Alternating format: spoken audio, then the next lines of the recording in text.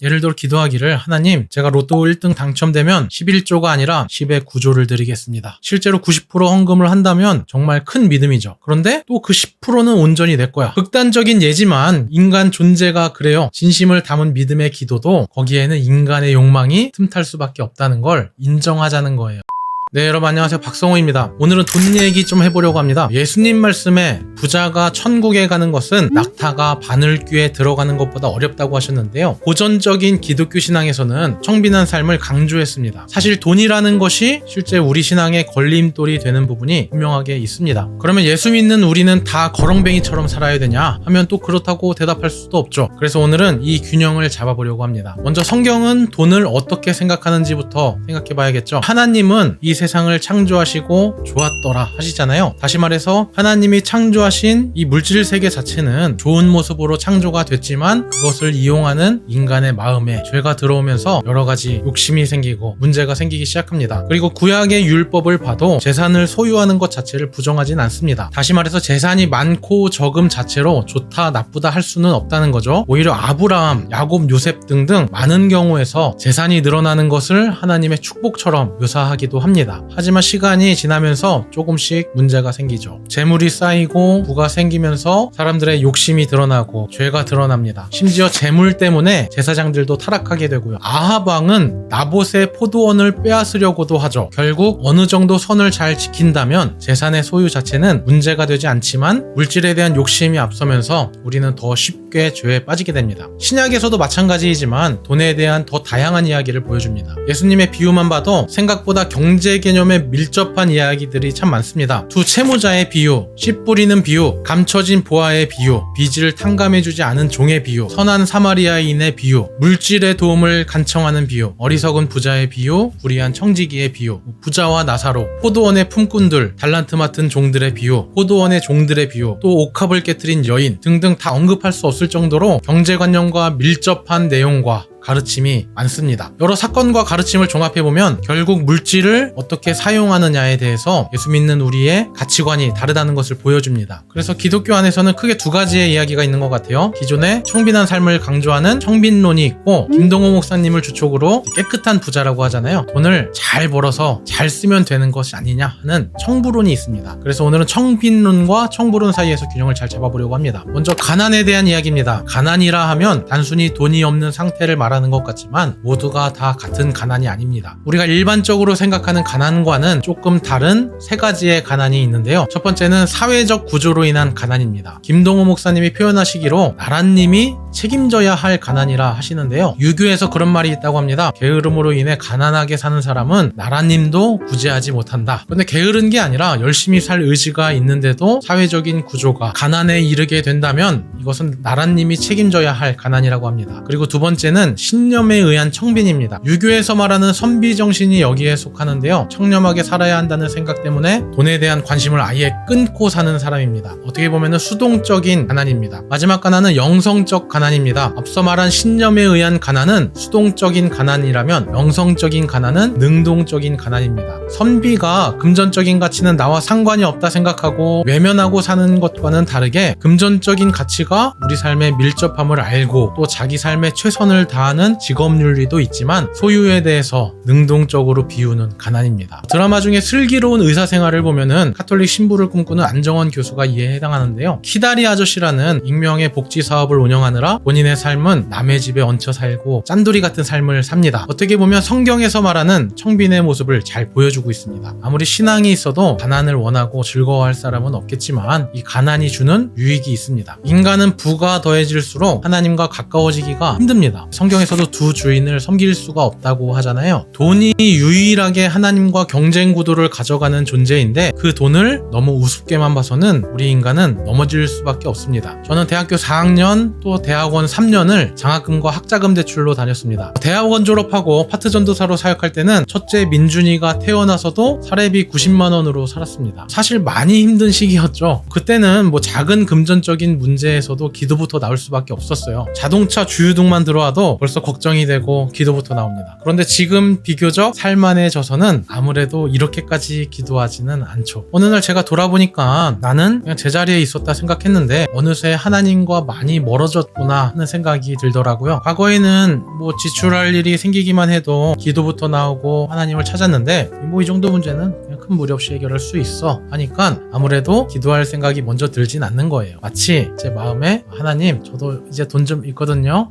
좀 나와 계셔도 되세요. 필요할 때 부를게요 하나님. 뭐 약간 이런 느낌이에요. 사실 이런 사소한 일에 기도하지 않는다고 제 신앙이 크게 문제 있다고 할 수는 없겠죠. 그런데 이런 마음이 조금씩 쌓이니까 저도 모르게 교만한 마음이 자라고 있더라고요. 그렇게 하나님과 조금씩 멀어진 거예요. 제가 이제 그걸 작년에 깨닫고 사역자리로 되돌아가야겠구나 하는 생각을 했습니다. 사실 한국교회의 부교역자 생활은 참 어렵습니다. 어떻게 보면 가난한 자리이고 또 가장으로서는 가족들에게 미안한 자리입니다. 사실 과거에 힘들었던 시기를 생각하면 조금 겁나기도 합니다. 그래도 과거에 힘든 기억만 있진 않거든요. 생각을 해보세요. 90만 원으로 세 가족이 사는데 월세도 내야 되고 학자금 대출도 갚아야 돼. 가능하겠어요? 정말 신기하게 정말 생각지도 못한 공급으로 하나님이 나와 우리 가정을 먹이시는구나 하는 체험을 많이 했습니다. 그래서 저만 그런 게 아닐 거예요. 부가 하나님과 멀어지게 만든다면 가난은 하나님과 가까워지는 원동력이 되기도 합니다. 자, 그러면 하나님과 가까워지기 위해서는 무조건 가난해야만 하냐 하면 그것도 조금 애매합니다. 모든 기독교인이 다 가난하게만 살아서는 그것도 덕이 되지 않거든요. 열심히 돈 벌어서 그 돈으로 하나님 위해서 쓰면 되는 것 아니냐 하는 생각도 들죠. 유튜브를 보면 자극적인 썸네일들이 있잖아요. 하나님이 물질의 복을 더하시는 사람, 하나님께 물질의 복 받는 비결, 이런 사람에게 하나님이 물질의 복을 더하신다. 기독교인이 무조건 청빈한 삶을 살아야만 한다면 이런 썸네일이 왜 있겠어요? 앞서 말씀드렸듯이 기독교인의 재산 소유 자체는 문제가 아닙니다. 다만 거기에는 우리의 마음을 지키기 위한 노력이 필요하고 또 재물이 클수록 또 욕심이 자랄수록 그 마음을 지키는 난이도가 정말 불가능에 가까울 정도로 어려울 수 있다는 말이죠. 예전에 제가 당구를 잘 치는 아는 형과 당구를 친 적이 있습니다. 제 차례가 됐고 좀 어려워 보여요. 그래서 길을 물어봤거든요. 그 형이 이쪽 길로 쳐라 하고 알려줬는데 제가 보기에는 반대쪽 길도 잘 치면 될 것 같아. 그래서 형 이쪽도 이렇게 잘 치면 되는 거 아니야? 하고 물어봤더니 하는 소리가 물론 프로 선수가 치면 그 길도 있지. 네 손으로는 안 돼. 그러더라고요. 그러니까 부에 대해서 내가 잘 컨트롤하면 되는 것 아니냐? 말과 생각으로는 가능해요. 맞아요. 그런데 그건 방법은 잘 알고 있지만 인간에 대해서 또 나 자신에 대해서 모르는 거죠. 우리가 부에 대해서 생각하기에 앞서서 먼저 인정하고 정리해야 할 것이 있습니다. 그건 우리의 욕망입니다. 아무리 하나님 영광 위해서 구하고 그런 삶을 진짜로 산다고 해서 거기에 우리의 욕망이 없다고 할 수는 없죠. 예를 들어 기도하기를 하나님 제가 로또 1등 당첨되면 11조가 아니라 10의 9조를 드리겠습니다. 실제로 90% 헌금을 한다면 정말 큰 믿음이죠. 그런데 또 그 10%는 온전히 내 거야. 아니 다시 할게요. 10억 받으면 하나님 10억 전부 드리겠습니다. 다 드려. 대단한 믿음인 건 사실입니다. 그런데 교회 안에서 이 사람 10억 헌금한 사람이야 하면서 또 제 이생의 자랑이 꿈틀꿈틀 하겠죠. 여러 케이스가 있습니다. 하나님 제가 준비하는 시험 합격해서 하나님 영광 높이길 원합니다. 하나님 제가 대기업 취업만 하면 앞으로의 인생 진짜 하나님 나라 위에 살겠습니다. 거짓이라 생각하지 않아요. 그렇게 기도하고 그 믿음이 진심이고 또 실제로 하나님 나라 위해서 밤낮 없이 헌신한다고 해도 대기업 사원이라는 프라이드는 온전히 내 거죠. 콩고물이 있잖아. 쉽게 말해서 극단적인 예지만 인간 존재가 그래요. 진심을 담은 믿음의 기도도 거기에는 인간의 욕망이 틈탈 수밖에 없다는 걸 인정하자는 거예요. 깨끗한 부자가 돼서 평빈의 가치를 실현하면 더 좋은 것 아니냐 할 수 있는데 이 깨끗하다, 청렴하다는 기준이 모호한 거예요. 깨끗하고 청렴한 건 뭐예요? 흔히 생각하기로 우리의 언행이 도덕적으로 바른 삶을 살고 바르게 돈을 벌고 또 기독교적인 가치를 지키면서 과소비하지 않고 낭비하지 않고 또 선교를 위해서 돈을 쓰면 된다 생각하잖아요. 맞아요. 그렇게 산다면 정말 훌륭한 삶이죠. 실제로 교회마다 이런 분들 꼭 있습니다. 사회적으로나 인격적으로나 또 신앙으로나 믿음으로나 어느 것 하나 빠지지 않고 정말 존경이 되는 그런 어른들이 꼭 계십니다. 그런데 그런 분들조차도 욕망으로부터 자유할 수가 없다는 건 그분 본인들이 더 잘 아시리라 생각합니다. 여러분 오해하지 말 것은 이런 분들이 잘못됐다는 말이 아닙니다. 할 수만 있으면 이렇게 살아야 하고 교회에는 이런 분들이 많으면 좋다고 생각합니다. 다만 우리의 초점을 조금 더 근본적인 것에 두어야 한다는 말입니다. 청빈을 강조하는 사람은 얼마나 소유했냐를 생각합니다. 그렇게 재산 쌓아놓으면 안 된다, 비워야 한다 말합니다.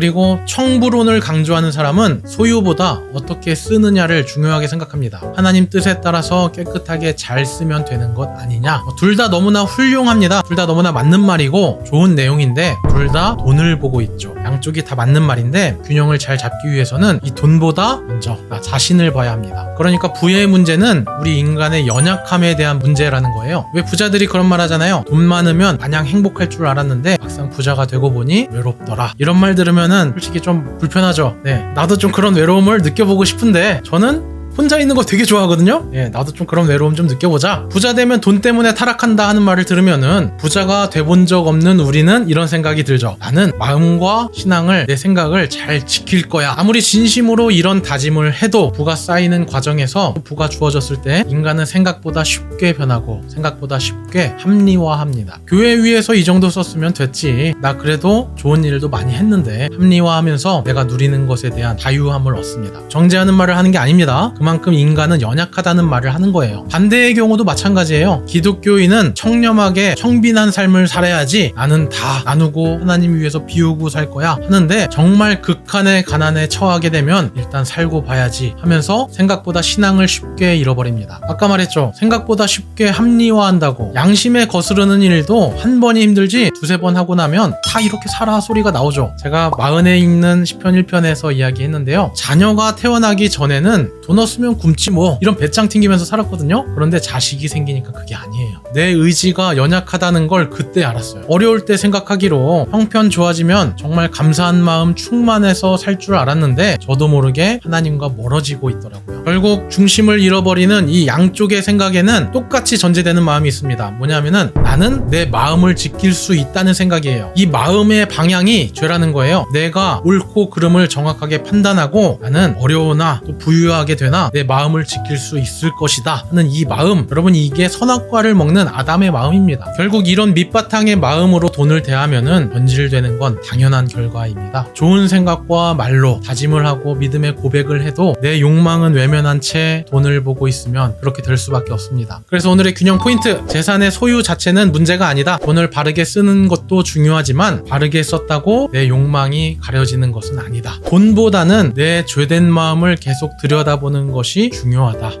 네, 오늘은 돈에 대한 이야기를 했는데요. 결론이 조금은 명료하지 못하죠. 그만큼이나 우리네 삶이 단순하지 않습니다. 청빈의 가치를 추구하느라 가족들이 너무 큰 상처를 받을 수도 있고 내가 소유한 부로 인해서 변질된 신앙은 돌이키기가 정말 힘듭니다. 우리 각자의 위치는 다르지만 마음의 방향은 온전히 하나님을 향하는 저와 여러분이 되시기를 기도하겠습니다. 네, 이제 설 명절이 다가오네요. 여러분 새해 복 많이 받으시고요. 다음에 더 유익한 내용으로 인사드리겠습니다. 안녕.